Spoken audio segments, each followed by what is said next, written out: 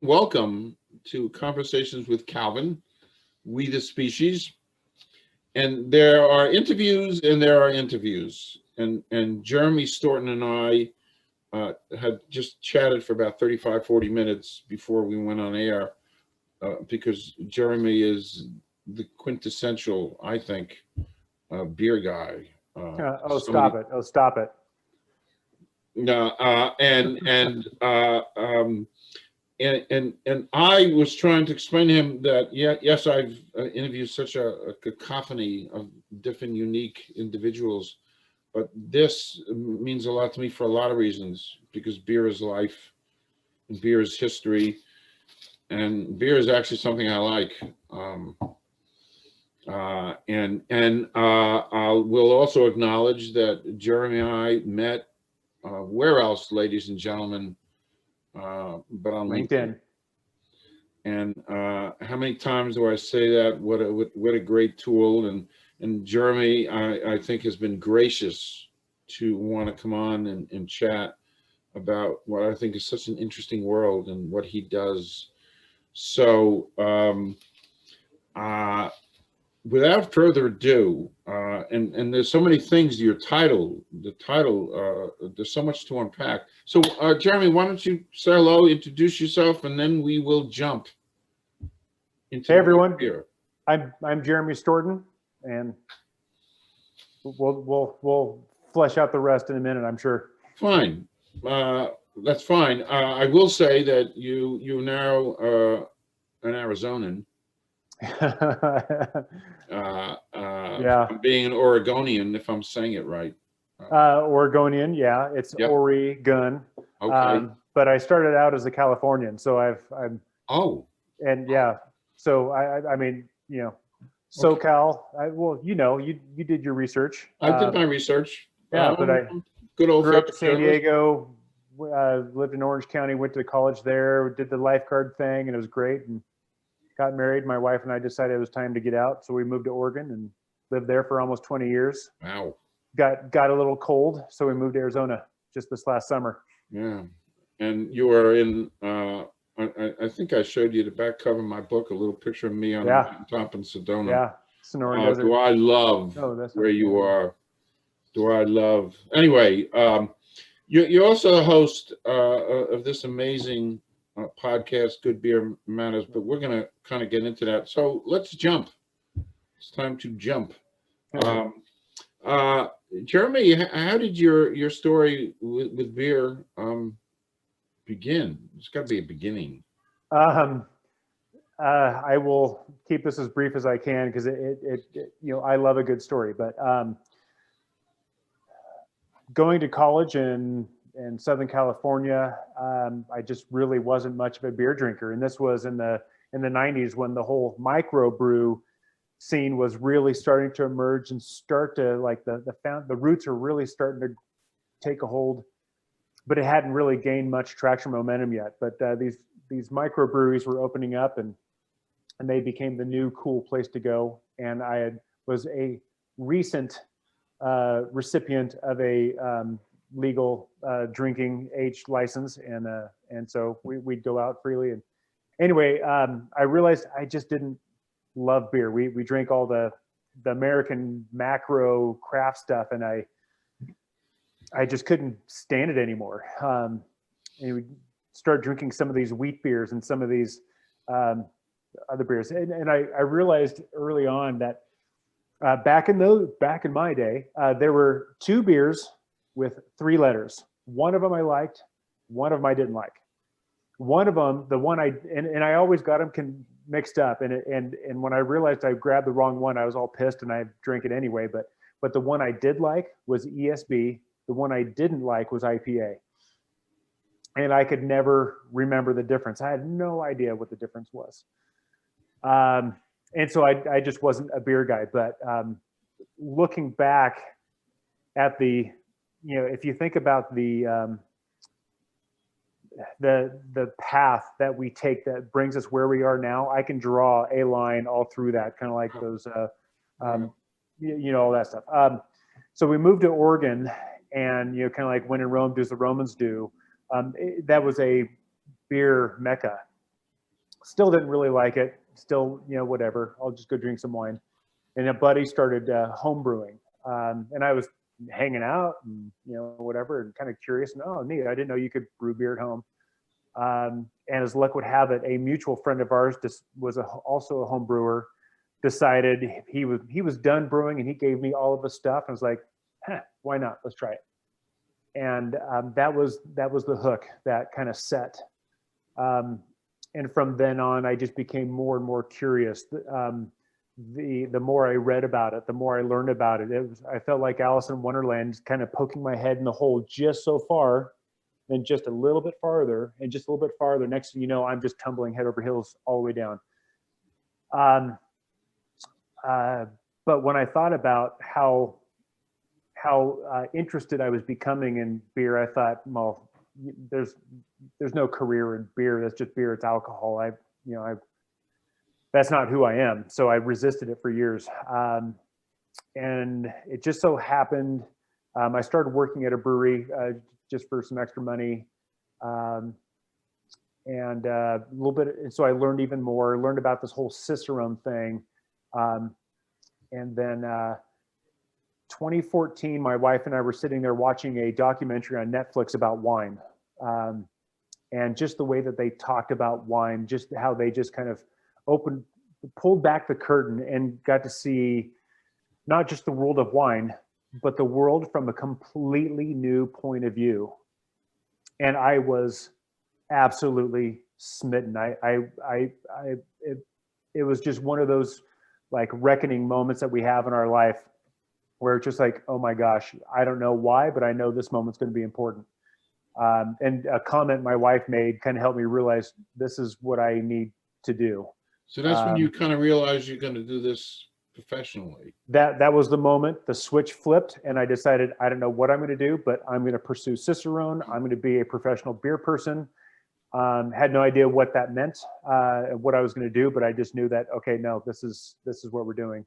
Can you define, before I forget, Cicerone for the audience? So most people are familiar with the term sommelier for wine, and you have 4 levels of sommelier that culminates in master, where they know ungodly amount of information about wine.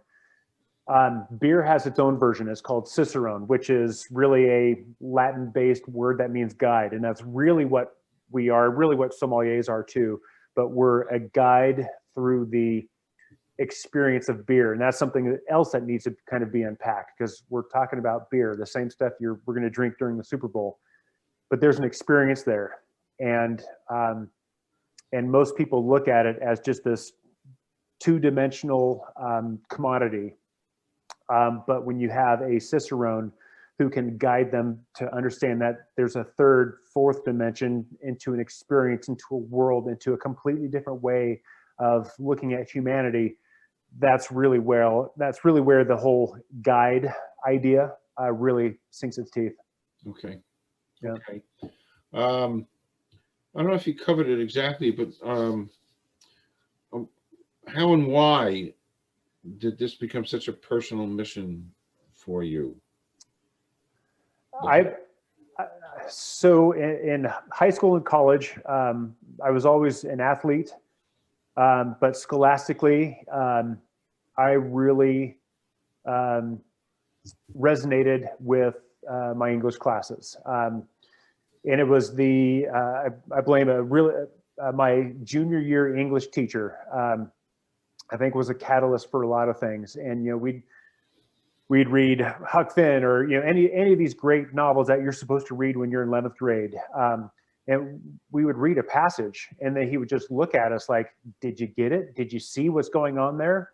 And we're in 11th grade, we're looking back, just thinking, sure, that student experience.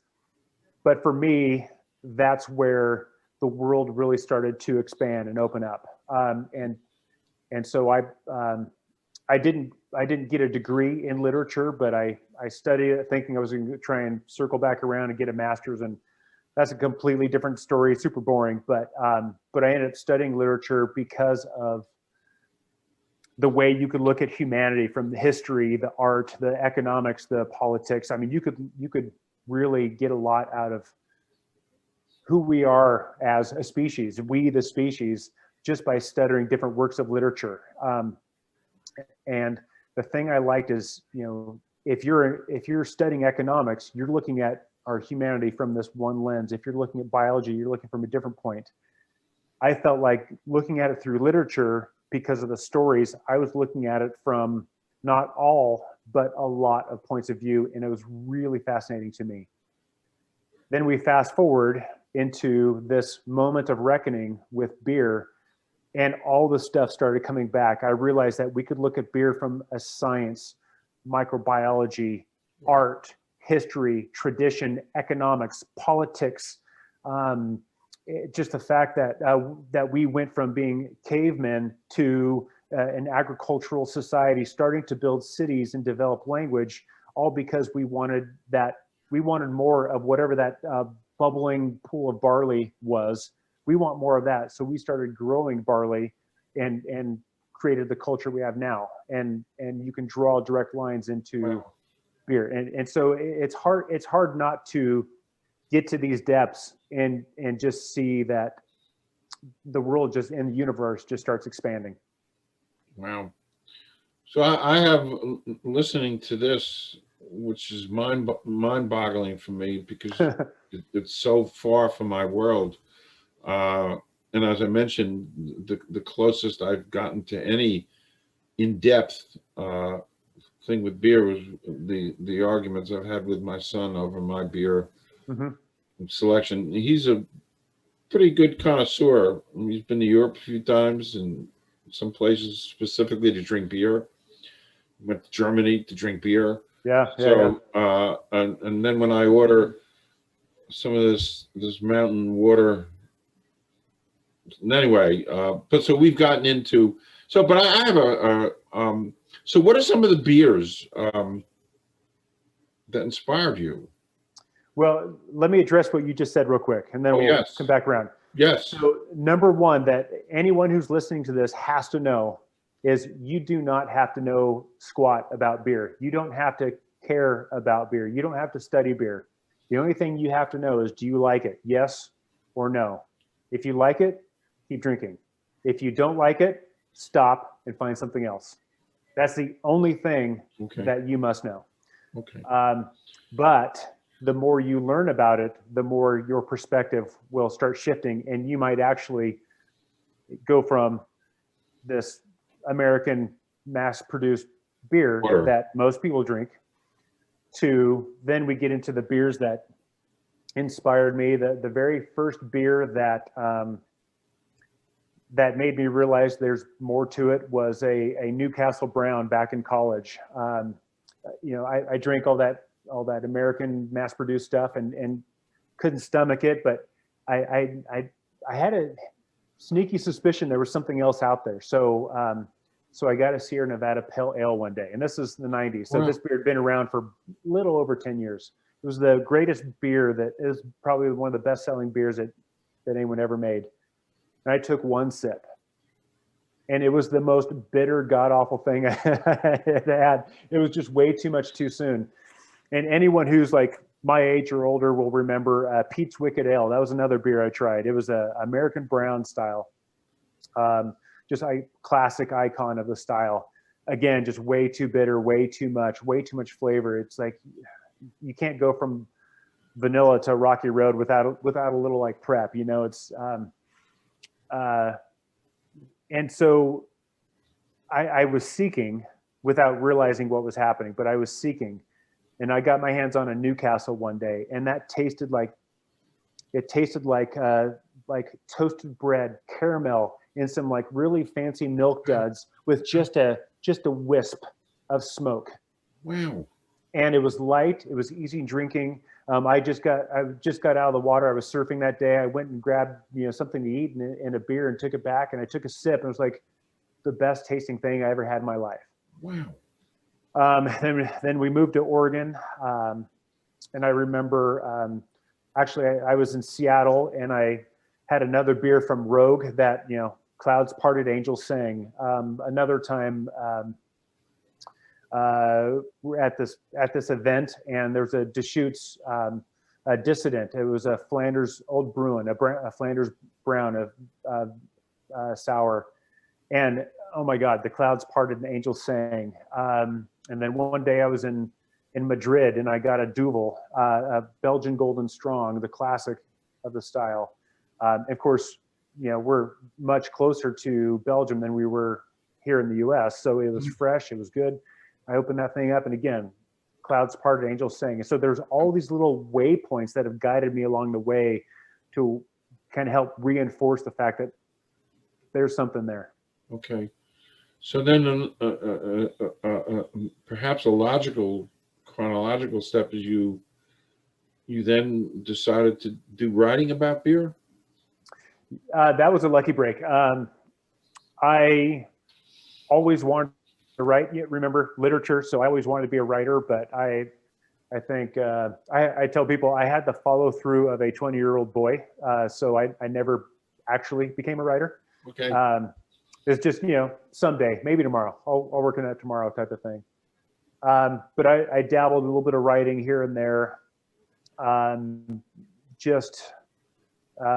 kind of figured that ship had sailed, and then caught a lucky break working at a fancy restaurant, got to know this person around, small town, and he knew I was into beer, and we were talking about it one day. He said, "Hey, do you write at all?" And I said, "Well, actually, yeah, but a little bit." He said, "Well, there's this magazine in Oregon called 1859, which is like the prominent magazine in the state of Oregon." He said, "Yeah, they're looking for a beer writer," and it turns out that the gal who was the editor was a kind of a mutual, I'm going to say, acquaintance. She was an acquaintance of mine from an athletic club that in the small town. So I called her up, and she was interested in giving me a shot. So she gave me a test article. And she liked it, so she gave me another article, and after that she gave me a feature. So the story ended up on the cover of the magazine. Wow. And then after that she liked that, so then I got a column. So I wrote a column that turned into, I started writing some stories about surfing and freediving and spearfishing for them as well, and then that turned into the podcast Beerlandia, and then COVID happened, and I moved to Arizona, and all that train came to an end. Boom. So, next logical, what is the evolution of the podcast Good Beer Matters? So that really began with, I started working on that in 2017, and I launched it in the beginning of 2018. Part of that was I had gotten my Certified Cicerone in early 2017, kind of wanted to keep going with this beer education thing. And so I had all the books, but I really started getting into podcasts. I was an audiobook junkie from college. And so podcast was the next logical evolution of that. And all the beer related podcasts I can find, Calvin, were I remember one that I listened to, and it was just a bunch of guys sitting around, getting drunk, burping, trying to crack each other up. And this one episode that I first started listening to went on for 4 hours. And it was just, and I couldn't find anything else out there. I thought, this is ridiculous. I don't know these guys. I don't want to get drunk. I don't get their inside jokes. It wasn't for me. But I didn't find a lot of good beer education out there other than like home brewing specifically. And I think we need something out there. So I decided I'm going to start it. These days, there's a lot of really good beer podcasts, and they're even starting to niche down. And I thought, well, maybe I would start this podcast, and maybe it would turn into something else. And I still haven't completely figured out what that something else is. And I thought maybe that would turn into beer education. But there's a lot of really good people that are smarter than I am that are doing a great job with that. So I think my path is curving a little bit. Well, it's as I'm discovering, it's a big wide world out there, and there's a place. So who would you say Good Beer Matters is kind of geared towards now?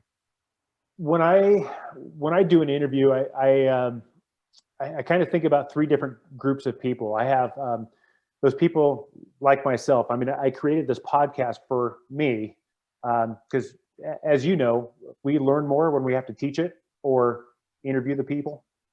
So I want to learn more. So the number one group is for people who are trying to become beer judges, cicerones, kind of professionals in that capacity.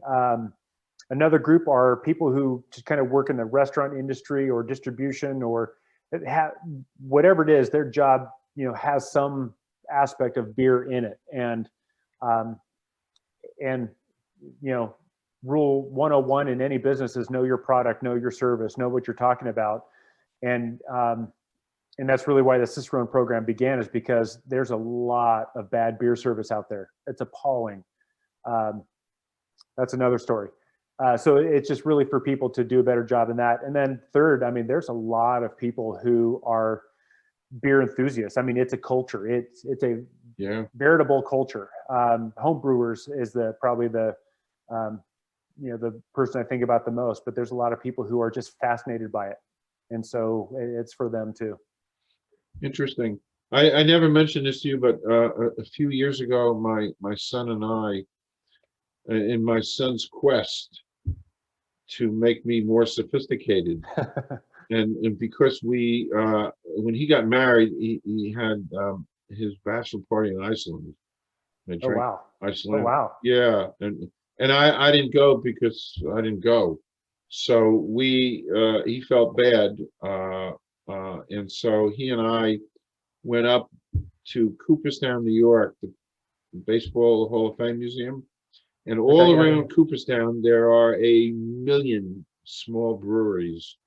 And he spent 3 days up there sampling and tasting beer. And there's some kind of a thing. If you go to enough places, you get free beer glasses. And I mean, you got to show your little card that you were here. So we went like an to ale trail. Yeah.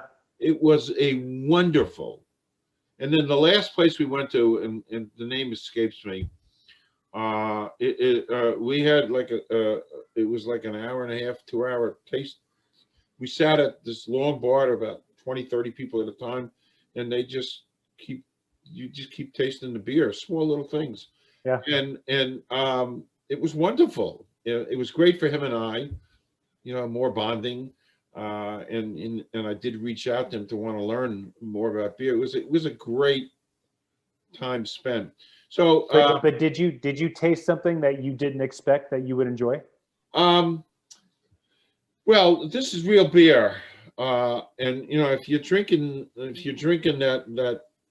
that godforsaken mountain water, mass-produced stuff that supposedly comes from the Rocky Mountains, I'm not mentioning any names, and you drink that for a lot of years, and all of a sudden, what's put in front of you is something real that has taste and history and ingredients and the whole thing. And if my palate, maybe you and I could talk about that someday, but my palate, I don't think was ready for that. So and maybe, and listen, way better than me, maybe part of my problem is palate, to get my palate away from the stuff I've been drinking for a couple of decades. I'm a lazy person. And it might be that you're used to American cheese, and someone comes along and says, "Here, try this Stilton." That's too big of a jump. Yeah, you have to go to American to mild cheddar, and mild cheddar to medium cheddar. You kind of have to step it. So it's a process, and I haven't begun the process because I haven't, and I have to tell you, and I've said it enough times, there's nothing on earth like a good cold beer. Period. And Calvin, that goes back to rule number one of drinking beer. Do you like it? Then keep drinking. Yeah, and I do. So I just want to go off topic 1 second. I like to ask this. It's my trademark question. I just do. So here's the setup, and it's a one-word answer, so it's not going to take a lot of time. So here's the setup. Excluding family and friends, somebody living or dead you'd like to spend the day with? It's a little heavy. It could get very heavy. Yeah, I'm sure it could. And if there's a couple that come to mind. There's no rules here, so you can throw a couple in, or you can defer. Not now. Am I having a beer with this person? I guess. good. By the way, you could. Sure, I'll spend the day, have a beer. Jesus Christ, Theodore Roosevelt, and I'm sure there's a few others, but that's great. But by the way, Martin Luther King. I'd love to have a beer with Martin Luther King. By the way, your three choices I would do in a heartbeat. Yeah. In a heartbeat. And I think when we Zoomed a week or so ago, we kind of talked about some of those. We did. And Theodore Roosevelt, interesting. I watched Ken Burns, great documentarian. Oh, God. Do I love Ken Burns? So, and I'm an obsessive personality, and he came out with the intimate history of the Roosevelts. So we talked about Theodore, Franklin, and Eleanor. Ironically, I didn't see that one. Wow. By the way, I've seen it now, no kidding, about 10 times. I especially during a pandemic, I just keep watching it and watching it. And then I don't think any of us grasp just how great Theodore Roosevelt was as being an environmentalist and preserving our lands. He was so ahead of his time. I mean, beyond. There's so much to America today that is Theodore Roosevelt. Yeah. Beyond, just an amazing human being, truly amazing. Yeah. So I watched mostly stuff about Franklin because I wanted to understand him better, and then of course Eleanor is beyond belief what an amazing human being she was. Okay, it's on my list. Yeah, it's a wonderful documentary. So, kind of winding down a little bit. What are your plans for the future? Well, so I'm in Arizona now, and I work for a brewery as my big boy job. I just with my wife and raising our kids down here. I plan on continuing on the podcast. I'm doing some work for a company called Brewery DB to provide them content and education that they'll put out on their platform nationally, and it was a really wonderful, exciting opportunity that was perfectly aligned with what I'm doing for Good Beer Matters. But if I could just kind of like say, well, if I didn't have to worry about money and I could just focus on doing these things, I'd want to continue on to the podcast and just get this education and impact and perspective out there. I continue with that. I think I've got a book in me someday. It's just a matter of if and when. And what I've got some ideas about what to do, but it would be, yeah. So there's all that. But just trying to do more with what Good Beer Matters has done. It's like I haven't made very much money at this at all, but it has opened so many opportunities, and I've made friends and acquaintances all over the world, now all over the country, because of this. And it's, when we start an endeavor, we often think to ourselves, well, how much money can I make with this? And we have to remember that compensation comes in many, many different forms. And we just follow the path. We don't have to see the whole path in front of us. We just have to know that here's the next step, and you go and have a little bit of faith and God and yourself and go for it. And so that's my plan. That's exactly the next step. My philosophy too, and everything I do. So we are, as we discovered, we've got a lot of the same alignments. Yeah. And directions, which is kind of cool. So the last quick segment actually is some severe plagiarism. So you did provide me with something. I thought it was kind of cool. You have in your podcast, which now exposes my little audience here to your podcast.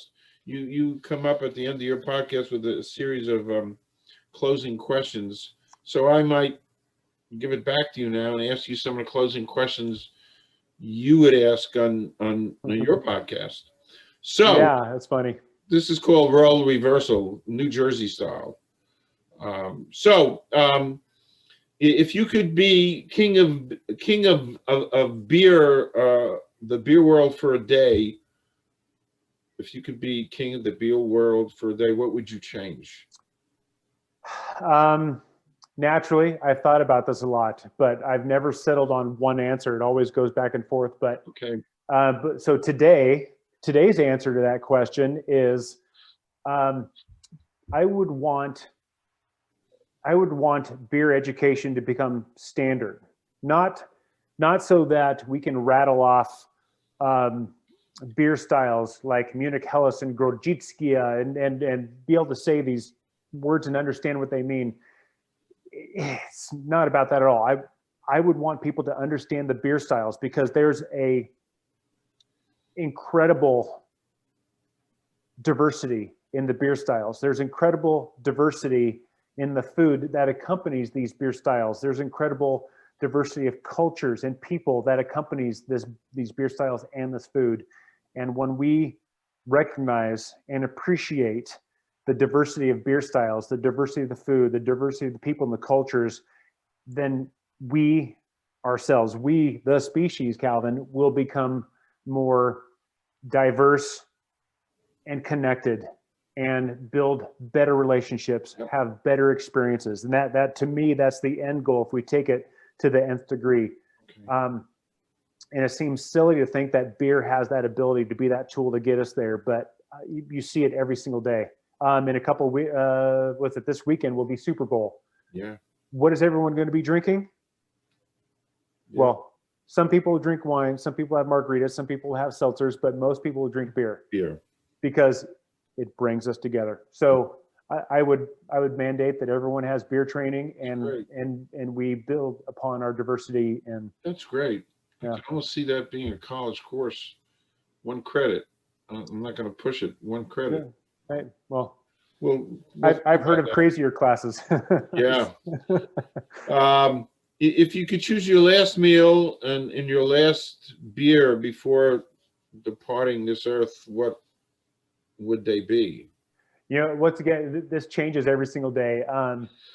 I think about, so when I ask people this question, I'm not asking them what's their favorite beer. I'm not asking them what's the best beer, but beer, and more specifically flavor, is so deeply rooted in our brain and history and experiences. It becomes a flavor memory. And so I say it's almost like a time machine. It can take you back to a different place, different time. So for me, it would either be a plate of incredible nachos and a Pacifico, because that takes me back to the beach in college, or it would be an incredible charcuterie plate, and I'd probably have 3 different courses of beers. It would probably culminate in a St. Bernardus Abbot 12, a Belgian quad. Strong, deep, rich, and wonderful. It would probably start with a Munich Helles lager, and probably in the middle there, I might try and sneak in a Munich Dunkel and a Golden Belgian Strong. See, you asked. I don't have one answer for this. Okay, that's fine. That's fine. Why does good beer matter? We kind of discussed this. To me, why I started this and why I came up with a name, because I mean, good beer is better than bad beer. I don't really believe in bad beer, though. I mean, the beer that you're talking about, it's a different tool for a different job. And there are times when I might be drinking that same beer. Really? Yeah, I have, and I would again. Different tool for different job. Okay. But it's the part of that relationship with our beer is what we bring to it. It always takes 2 to tango. So 1, it has to be brewed well, but 2, it has to be I call it the internal terroir that we bring. And that's where the connecting to this thing that creates an experience, and that experience creates a relationship, and a relationship creates a bond. It creates a something that can synergize into something way bigger. To me, that's why beer matters. It's a lens into humanity, into the world that most people have access to. Most people are doing anyway. Because honestly, beer is something that no one needs, but everyone wants. And it's the #1 alcoholic beverage consumer in the world. So let's let it take us where it can take us. That's why, for me, good beer matters. That's great. And the logical last question for me to ask is, how can people, how can listeners connect and learn more and find you? So my website is goodbeermatters.net. I'm on Instagram as Good Beer Matters, but good_beer_matters. Facebook, Good Beer Matters. LinkedIn, Jeremy Storton. Because I can't be that consistent. Okay. And of course, you can find the podcast in all the usual podcast places. But if you want to send me an email and talk about beer or ask a question or work on something, I'm Jeremy at goodbeermatters.net. I'm pretty easily found. I'm going to have all that stuff flashing anyway. So that was kind of a repetitive question, but I wanted to hear it from you. Yeah. So we're right at that point where we've done this. and I can't thank you enough for allowing me to cross the Mississippi River and meet you and get out of the Garden State where I'm stuck. Hey, welcome back to the Sonoran Desert. Yep, I know. Oh gosh, do I miss that? We could talk about that for hours. It was a little over 70 degrees today, and we're in the beginning of February. Oh wow, that's not bad. That's not bad. And where you guys are, I hear you guys are getting hammered by a storm. We got hammered by. We're lucky. We only got like a foot here, but just a little bit to the west of us, maybe 50 miles, they got 3 feet. Yeah. It's just kind of our pockets are full of sunshine down here. There is no place. You don't have to sell me. There is no place like Arizona on earth. It kind of changed my life a bit, but enough with that. Jeremy, thank you so much. And to be continued, because this is, I'm always open here and other ideas and product and content ideas, but you've been so gracious and effusive and warm, and I just want to thank you so much for joining me here. And well, Calvin, thank you for reaching out to me on LinkedIn and just kind of like reaching out one day, and it was it was very unexpected, but after having that conversation with you, I realized, oh, this is going to be great. So this is great stuff. It has been great. I appreciate it. So thank you so much, Jeremy, and see you soon.